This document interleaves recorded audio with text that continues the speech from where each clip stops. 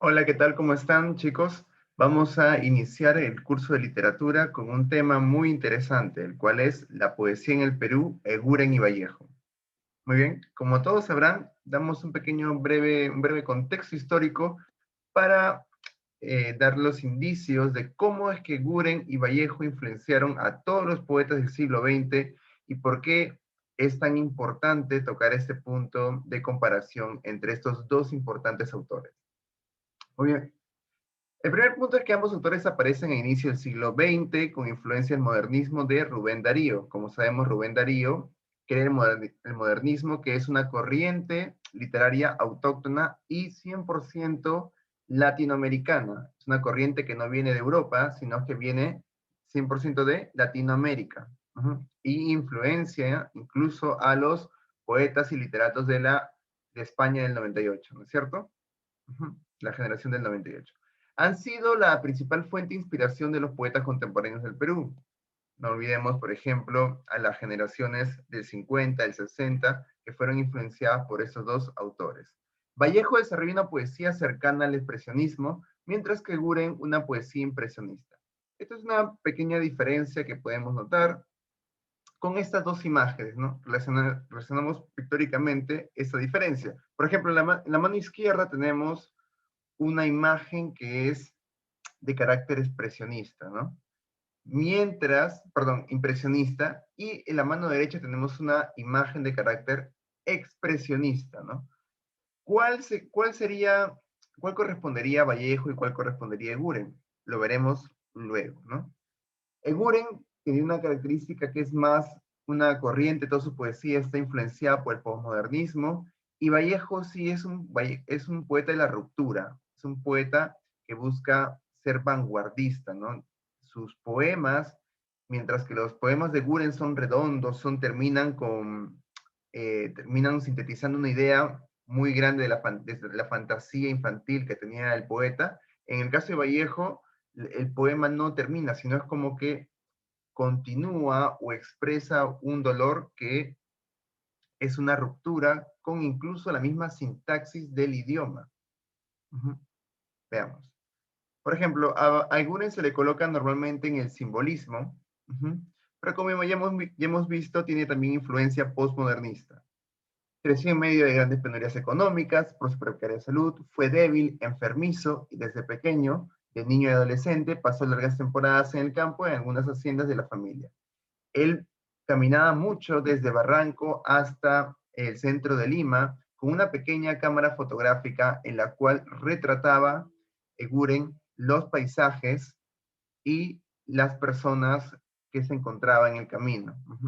Ese pequeño lente, esas pequeñas imágenes, porque también Eguren fue un gran fotógrafo, también nos revela de qué manera está influenciada eso en su literatura, en su poesía. La literatura de Eguren es paisajista, es paisajista.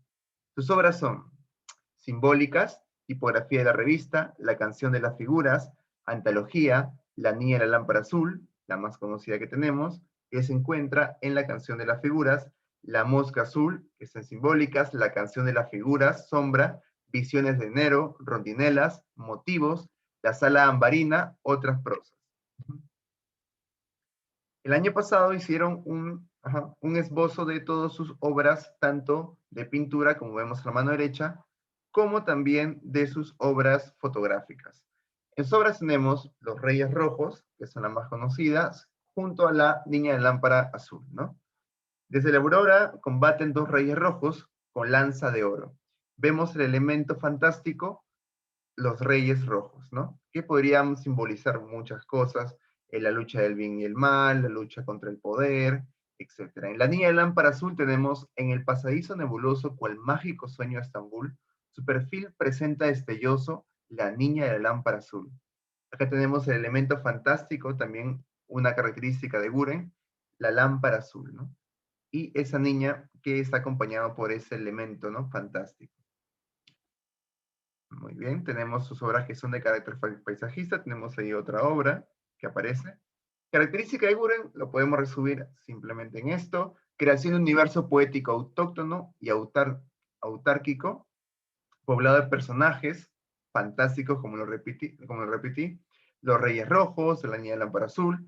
Lectora a dejar atrás cualquier tipo de acercamiento biográfico. Ruptura con Chocano. En Chocano, por ejemplo, veíamos cuando él hablaba que yo soy el poeta autóctono y salvaje de América, ¿no es cierto? Con Chocano es así el posmodernismo, pero Guren evoluciona el posmodernismo a un simbolismo fantástico, ¿no?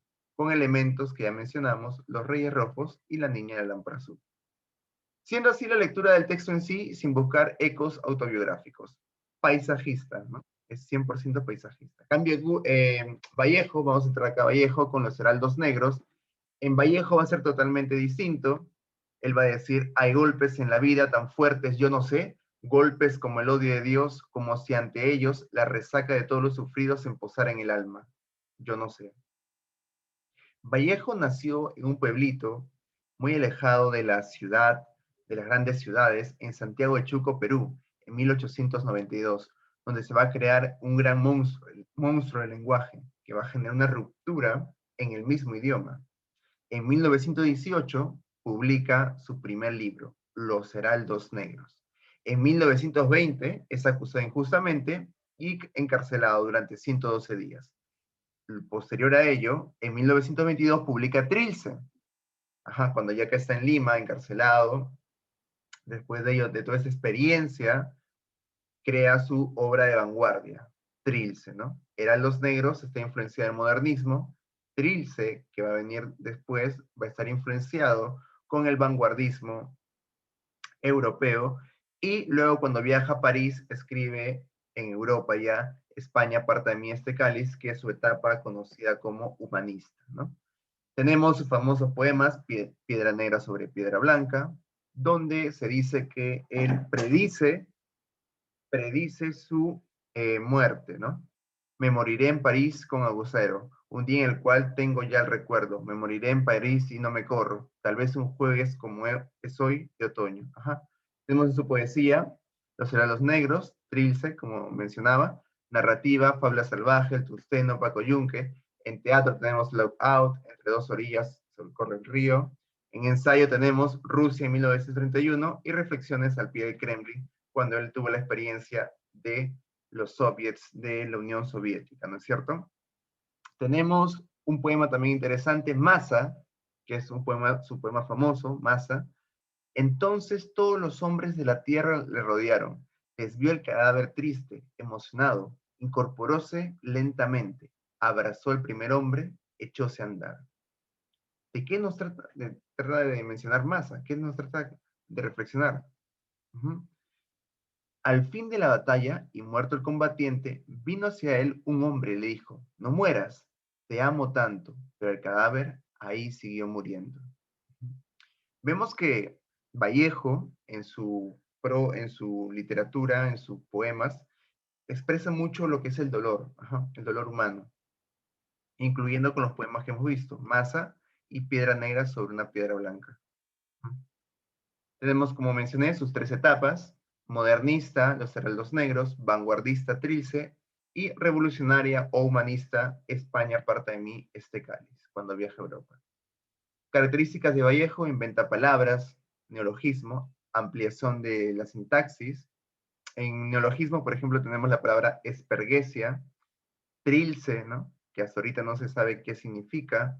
Muchos dicen que es dulce más triste, pero es solamente un significado arbitrario que se le ha colocado. Utilizando la escritura espontánea instintiva, también es una de sus características. Y por último, otras técnicas ahora conocidas como surrealistas.